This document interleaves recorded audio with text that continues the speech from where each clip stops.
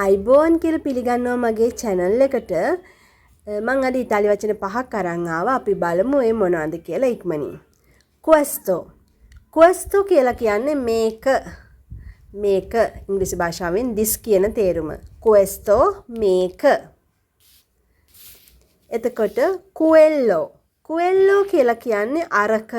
that කියන අදහස ඉංග්‍රීසි භාෂාවෙන්. quello අරක. questione. questione කියලා කියන්නේ ප්‍රශ්නය අර්බුදය.